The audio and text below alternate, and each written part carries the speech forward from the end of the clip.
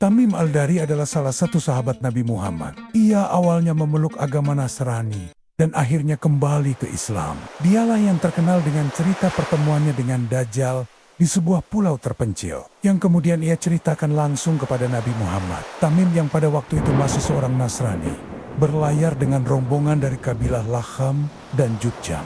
Mereka terombang-ambing ombak besar selama beberapa minggu, hingga akhirnya terdampar di sebuah pulau asing. Saat matahari terbenam, perahu mereka menepi di sebuah pulau. Mereka segera turun dan melangkah ke pulau tersebut. Merasa khawatir akan apa yang mereka temui di sana. Pulau ini berada di tempat yang jauh dari peradaban. Pulau itu sunyi, dihuni hanya oleh alam liar, dengan pohon-pohon tinggi dan kabut tebal yang menyelimuti. Di sana mereka bertemu binatang dengan bulu sangat lebat.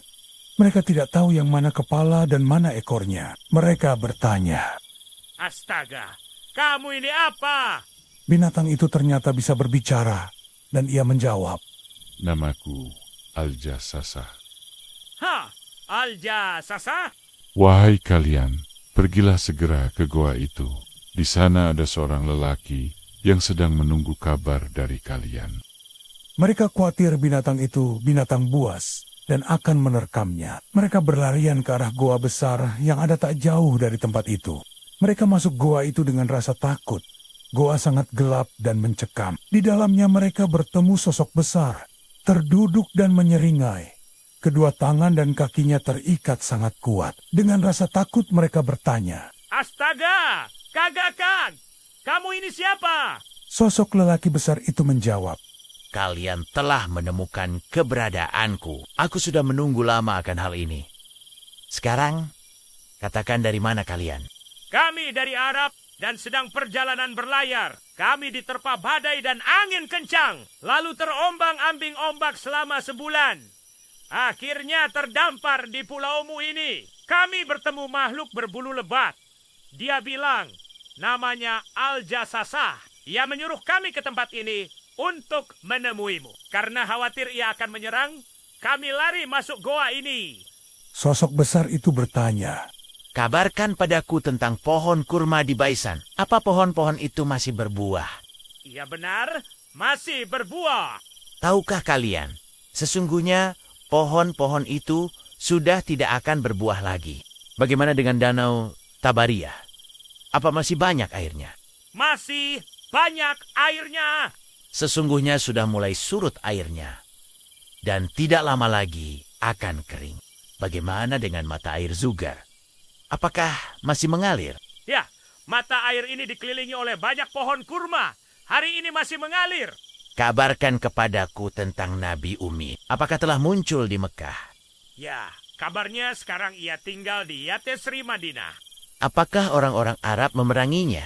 "Ya, sebagian dari kami memeranginya. Ia telah menang atas orang-orang Arab dan mereka kini taat padanya." "Oh, itu telah terjadi?" "Ya, sebenarnya apa maksud dari semua ini?" "Itu baik bagimu. Jika kamu taat kepadanya. Aku adalah Al-Masih Dajjal. Aku akan segera diberi izin untuk keluar. Aku akan menjelajahi setiap penjuru bumi. Tidak ada satu negeri pun yang akan kutinggalkan. Dalam waktu 40 malam, aku akan menaklukkan dunia. Namun, ada 2 tempat yang tidak bisa aku jamah. Makkah dan Madinah.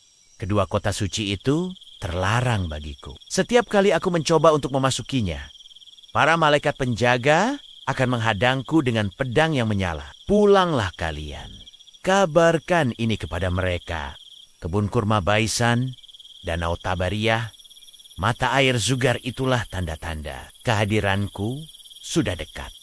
Dajjal akan muncul dengan keajaiban palsu, seperti menghidupkan orang mati, menyembuhkan penyakit, dan mengendalikan cuaca. Ia akan menunjukkan keajaiban yang mengelabui, seperti air yang tampak seperti api, dan api yang tampak seperti air. Untuk menipu orang-orang dengan iman lemah, Dajjal akan mengklaim dirinya sebagai Tuhan, menarik banyak pengikut, terutama mereka yang terpesona oleh keajaiban yang ia tampilkan.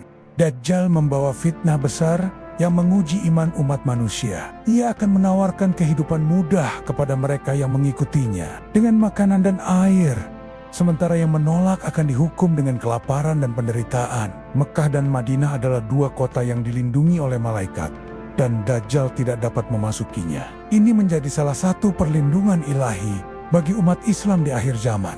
Dajjal akan memerintah selama 40 hari, dengan satu hari yang terasa seperti setahun, satu hari seperti sebulan, dan satu hari seperti seminggu. Setelah itu, 37 hari lainnya akan berlalu dengan cepat, menyebarkan fitnah di seluruh dunia. Perjalanan Dajjal akan sangat cepat, dan ia akan menaklukkan setiap tempat yang ia datangi, menimbulkan kebingungan dan penderitaan bagi mereka yang tidak siap.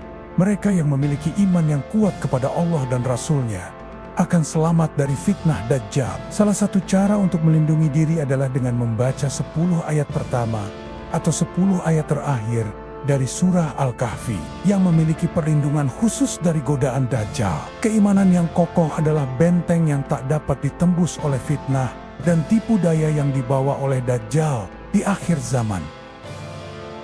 Mari kita persiapkan diri dengan menjaga keimanan, tetap berpegang pada kebenaran, dan terus berdoa agar kita dilindungi dari fitnah besar ini.